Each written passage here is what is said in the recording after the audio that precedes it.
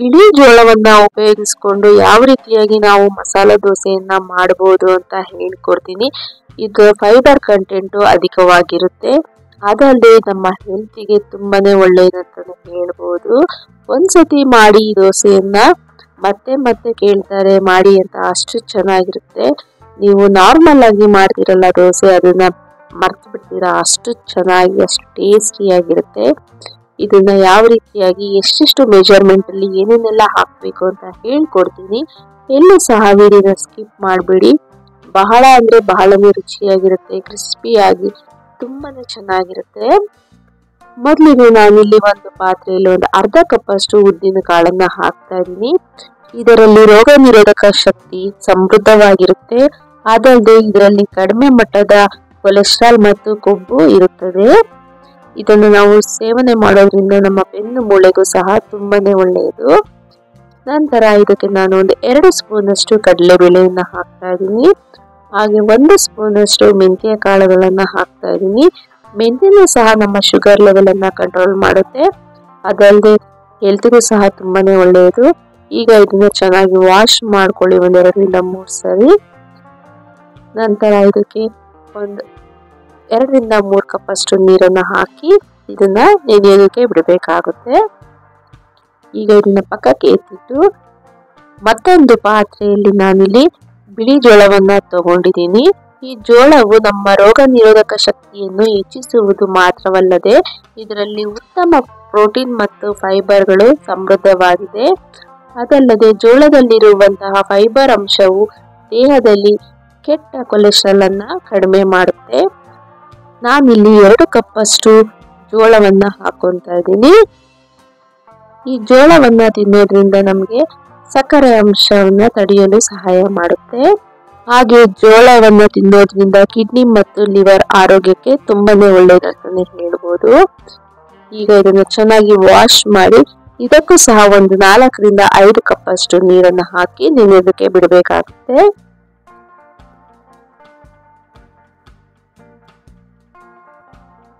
ನೀವು ಜೋಳವನ್ನ ಒಂದು 10 12 ಅವರ್ ನೆನೆಯೋದಕ್ಕೆ ಬಿಡಬೇಕಾಗುತ್ತೆ. ಉದ್ದಿನ ಬೇಳೆಯನ್ನ ಬೇಕಾದ್ರೆ ನೀವು 4 ಅವರ್ ನೆನೆ ಹಾಕಿದ್ರು ಸಾಕು. ನಂತರ ಈಗ ಮತ್ತೊಂದು ಪಾತ್ರೆಯಲ್ಲಿ ಒಂದು 2 ಕಪ್ ಅಷ್ಟು ಪುರಿಯನ್ನ ತಗೊಂತಾ ಇದ್ದೀನಿ. ಇಲ್ಲಿ ಮಂಡಕ್ಕಿ ಅಂತಾರಲ್ಲ ಅದನ್ನ ತಗೊಂತಾ ಇದ್ದೀನಿ. ಇದನ್ನ ನೀರಿನಲ್ಲಿ ಸೋಕ್ ಮಾಡ್ಕೋಬೇಕಾಗುತ್ತೆ. ಇದನ್ನ ನೀರಿನಲ್ಲಿ ಚೆನ್ನಾಗಿ ಸೋಕ್ ಮಾಡಿ ನೀವು ಇನ್ನೇನು ಹಿಟ್ಟನ್ನ ರುಬ್ತೀರಾ ಅನ್ನೋ ಟೈಮಲ್ಲಿ ಇದನ್ನ ಸೋಕ್ ಮಾಡ್ಕೋಬೇಕಾಗುತ್ತೆ. ಇದು ಚೆನ್ನಾಗಿ ಸೋಕ್ ಆಗಿದೆ. ಈಗ ನೀರನ್ನ ಸ್ಕ್ವೀಸ್ ಮಾಡಿ ಒಂದು ಬೌಲ್ ನಲ್ಲಿ ಹಾಕೊಳ್ಳಿ ಪುರಿಯನ್ನ. ನನಗೆ 2 ಕಪ್ ಪುರಿಯನ್ನ ತಗೊಂಡಿದ್ದಕ್ಕೆ 1 ಕಪ್ ಅಷ್ಟು ಪುರಿ ಆಯ್ತು. ಈಗ ನೋಡ್ತಾ ಇರ್ಬೋದು ಉದ್ದಿನ ಕಾಳು ಅಥವಾ ಉದ್ದಿನ ಬೇಳೆ 2 ಸಹ ನೆಂದಿದೆ. ಈಗ ಜೋಳನು ಸಹ ಚೆನ್ನಾಗಿ ನೆಂದಿದೆ. ಮೊದಲೇ ಹೇಳಿದಾಗೆ ಜೋಳನ ನೀವು ಜಾಸ್ತಿ ಹೊತ್ತು ನೆನೆಸ್ಬೇಕಾಗುತ್ತೆ. ಈಗ ಇವೆಲ್ಲವನ್ನು ಒಂದು ಪಾತ್ರೆಯಲ್ಲಿ ಟ್ರಾನ್ಸ್ಫರ್ ಮಾಡ್ಕೊತಾ ಇದ್ದೀನಿ. ನೀವು ಮನೆಯಲ್ಲಿ ಬೇಕಾದ್ರೆ ಇದನ್ನ ರುಬ್ಕೋಬಹುದು, ಇಲ್ಲ ಹೊರಗಡೆನಾದ್ರೂ ಕೊಟ್ಟು ರುಬ್ಬಿಸ್ಕೋಬಹುದು. ನೀವು ಮನೆಯಲ್ಲಿ ರುಬ್ಬೋಂಗಿದ್ರೆ ಎಲ್ಲವನ್ನು ಸಪ್ರೇಟ್ ಆಗಿ ರುಬ್ಕೊಳ್ಳಿ. ಇಲ್ಲ ನೀವು ಹೊರಗಡೆ ಕೊಟ್ಟು ರುಬ್ಸೋಂಗಿದ್ರೆ ಎಲ್ಲವನ್ನು ಸಹ ಒಂದರಲ್ಲೇ ಹಾಕಿ ರುಬ್ಕೋಬೇಕಾಗುತ್ತೆ. ಈಗ ಪುರಿಯನ್ನು ಸಹ ಅದರಲ್ಲೇ ಹಾಕ್ತಾ ಇದ್ದೀನಿ. ಈಗ ಎಲ್ಲವನ್ನು ಸಹ ಒಮ್ಮೆ ಮಿಕ್ಸ್ ಮಾಡಿ ನಾನು ಇದನ್ನ ಗ್ರೈಂಡರ್ ಅಲ್ಲಿ ಕೊಟ್ಟು ರುಬ್ಬಿಸ್ಕೊಂಡ್ ಬರ್ತಾ ಇದ್ದೀನಿ.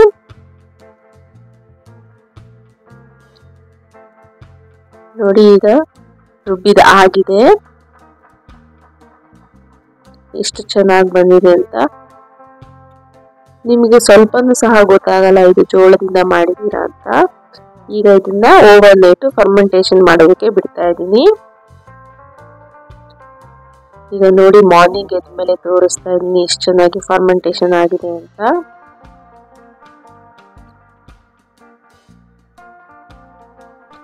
ತುಂಬಾನೇ ಚೆನ್ನಾಗಿರುತ್ತೆ. ಈಗ ಒಮ್ಮೆ ಸ್ಪೂನಿನ ಸಹಾಯದಿಂದ ಮಿಕ್ಸ್ ಮಾಡಿ ಈಗ ಇದಕ್ಕೆ ರುಚಿಗೆ ತಕ್ಕಷ್ಟು ಉಪ್ಪನ್ನು ಹಾಕಿ ಮಿಕ್ಸ್ ಮಾಡ್ಕೊಳ್ಳಿ. ಮತ್ತೆ ಸ್ವಲ್ಪ ನೀರು ಬೇಕಂದ್ರೆ ಆಡ್ ಮಾಡ್ಕೊಳ್ಳಿ, ಇಲ್ಲ ಅಂದ್ರೆ ಪರವಾಗಿಲ್ಲ.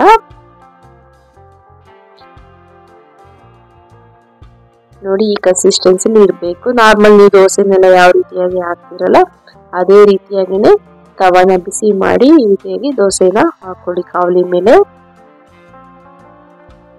ಮೇಲೆ ನೀವು ತುಪ್ಪ, ಎಣ್ಣೆ, ಬೆಣ್ಣೆ ಏನ್ ಬೇಕಾದ್ರೂ ಹಾಕೋಬಹುದು, ಅದು ನಿಮ್ಮ ಇಷ್ಟ. ನಿಮ್ಗೆ ಏನು ಇಷ್ಟ ಆಗುತ್ತೆ ಅದನ್ನ ಹಾಕೊಳ್ಳಿ. ಈ ರೀತಿಯಾಗಿ ರೋಸ್ಟ್ ಮಾಡ್ಕೊಳ್ಳಿ. ನೋಡ್ತಾ ಇರ್ಬೋದು ಎಷ್ಟು ಚೆನ್ನಾಗಿ ದೋಸೆ ಕುಕ್ ಆಗ್ತಾ ಇದೆ ಅಂತ.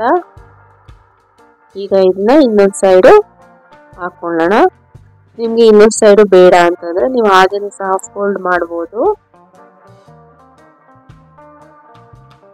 ನೋಡಿ ಎಷ್ಟು ಚೆನ್ನಾಗಿ ಬಂದಿದೆ ಗರಿಗರಿಯಾಗಿ ಮಸಾಲ ದೋಸೆಗಳು. ತುಂಬಾನೇ ಚೆನ್ನಾಗಿರುತ್ತೆ. ಒಂದ್ಸತಿ ಮಾಡ್ಕೊಡಿ, ಮಕ್ಕಳು ಸಹ ಅಷ್ಟು ಚೆನ್ನಾಗಿರುತ್ತೆ, ಮತ್ತೆ ಮತ್ತೆ ಕೇಳ್ತಾರೆ. ಇದೇ ರೀತಿಯಾಗಿ ನಾನು ಎಲ್ಲಾ ದೋಸೆಗಳನ್ನು ಸಹ ಮಾಡ್ಕೊತಾ ಇದ್ದೀನಿ. ಇದ್ರಲ್ಲಿ ಟಿಪ್ಸ್ ಏನಪ್ಪಾ ಅಂದ್ರೆ, ನೀವು ದೋಸೆಗಳನ್ನ ಹಾಕುವಾಗ ಯಾವುದೇ ದೋಸೆಗಳನ್ನು ಮಾಡಿದ್ರು ಸಹ ನೀವು ಹುರಿಯನ್ನ ಮೀಡಿಯಂ ಫ್ಲೇಮ್ ಅಥವಾ ಲೋ ಫ್ಲೇಮ್ ಅಲ್ಲಿ ಇಟ್ಕೊಂಡು ದೋಸೆಗಳನ್ನ ಹಾಕಿ, ಅವಾಗ ದೋಸೆಗಳು ಕಿತ್ತೋಗೋದಿಲ್ಲ, ತುಂಬಾ ಚೆನ್ನಾಗಿ ಬರ್ತವೆ. ನಾನು ಇದಕ್ಕೆ ಆಲೂಗಡ್ಡೆ ಪಲ್ಯ ಮತ್ತು ಚಟ್ನಿಯನ್ನ ಮಾಡಿದೆ.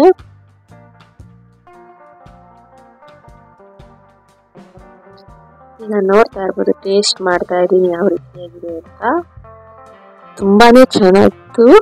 ನೀವು ಸಹ ಟ್ರೈ ಮಾಡಿ ಹೇಗೆ ಬಂತು ಅಂತ ನನಗೆ ಕಮೆಂಟ್ ಮೂಲಕ ತಿಳಿಸಿ. ಈ ವಿಡಿಯೋ ಇಷ್ಟ ಆಗಿದೆ ಅಂತ ಅನ್ಕೊಂತೀನಿ. Thank you.